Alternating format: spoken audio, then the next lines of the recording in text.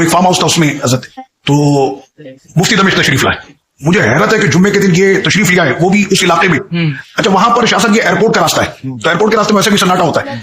तो हजरत की आमद से एक शख्सियत को तो आप भी जानते हैं, शेख सैयद सबाह, जो सैयदना इमाम मूसा कासिम रज़ियल्लाहु अन्हु के मज़ार शरीफ और आपके खानदान से हैं, और बगदाद शरीफ में जो आपके इमाम अबू यूसुफ रज़ियल्लाहु अन्हु के मज़ार शरीफ के मुतवल्ली शेख सैयद सबाह जी, ये 2 दिन के बाद अचानक रात में तशरीफ लाए। हम हुजूर के कदमों में बैठे हुए थे, तो दरवाजा खोला, किसी ने देखा तो सैयद सबाह और आते मुझे कहा, शेख आमिर ना ज़ालान मिन्नक, मैं तुमसे नाराज हूँ। मैंने कहा हुजूर, कहना अल्लाह के वली आए और तुम मुझे बता भी नहीं रहे।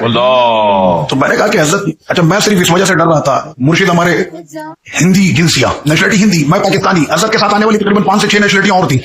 बैठे हम शाम में, शेख सभा का पासपोर्ट इराकी, तो मैंने कहा इनको दावत देने से कि ऐसा ना हो कोई सरकारी मामला हो जाए, इस वजह से मैं नहीं। तो वो फरमाने लगे कि मुझे किसी ने दावत नहीं दी है, मैं यहाँ से गुजर रहा था, रात यहाँ पर इतनी अंधेरा होता है, वो फार्म हाउस का इलाका है, तो वहां पर कितना अंधेरा होता है फार्म हाउस के एरिया।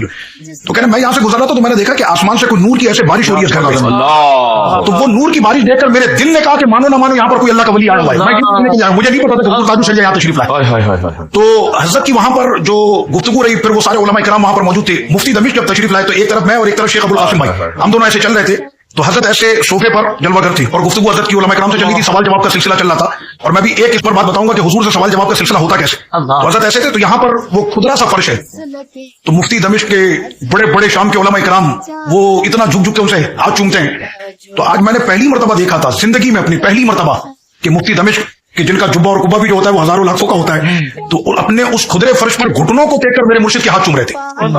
ये मैंने देखा, यानी अभी कोई वही वाली बात है, सय्यजअलु लहुम रहमान वुद्दा, अल्लाह ताला उनके रोब को, उनकी मोहब्बत को लोगों के दिलों में डाल देता है। हुजूर ताजु शरिया मेरे मुर्शिद करीम ने फिर वहां पर गुफ्तगू के बाद आखिर में हज़रत ने अपने कलाम पढ़ा, अल्लाह अल्लाह अल्लाहु माली रब्बुन इल्लाहु। इसका आखिरी जो मक्ता है शाह साहब, उसमें है हाज़ा अख्तर अदनाकुम रब्बी अहसन मस्वाहु। तो जैसे आपने फरमाया हाज़ा अख्तर अदनाकुम, कि ये अदना तेरा अख्तर, तो जैसे आपने ये कहा ना, तो